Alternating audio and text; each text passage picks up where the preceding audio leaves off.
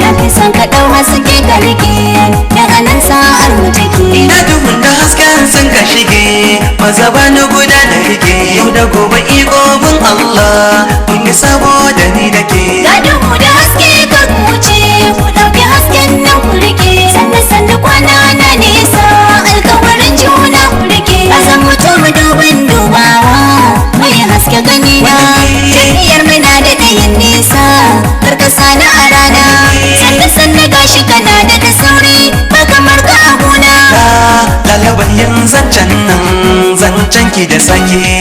Ga duhu da haske ka wuce ku dauki hasken nan ku rike sannu sannu kwana na nesa alkawarin juna ku rike. Matambayi ko ba shi bacewa komai wuya dare ko rana.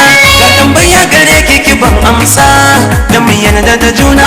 So ki faɗa mana menene so menene kauna. Ayye tambaya ta ka ta cika sauri kuma gata da sarki.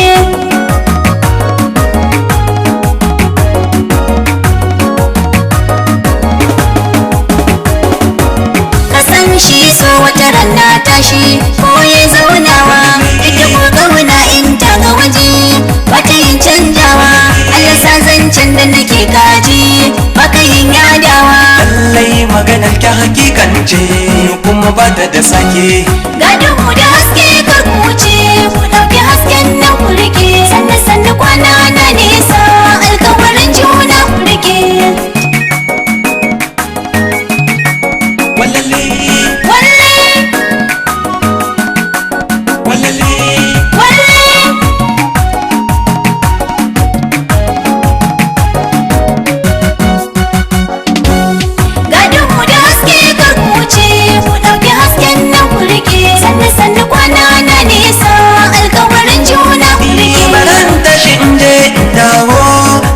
ba nisa. Allah karkasa in so ce ban so kai nisa. Wasa nake da ke ƙarfin launa ko ba kya san wasa. Na ji daɗi har kasa zuciya ta wanke.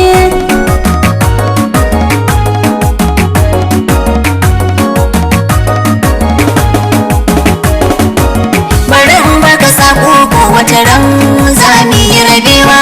Bani so kina zance rabuwa da ni da ke sai gawa. Jikina shine ya bani za mu yi rabewa. Lallai kin saka ni cikin shauku ya sanya da wanke. Ga duhu da haske ka wuce ku dauki hasken nan ku rike sannu sannu kwana na nesa alkawarin juna ku rike. Ina duhun da hasken sun ka shige maza bani guda na rike yau da gobe igobin Allah mun yi saboda ni da ke. Ga duhu da haske kar ka wuce maza dauki guda ka rike na fi son ka dau haske ka rike.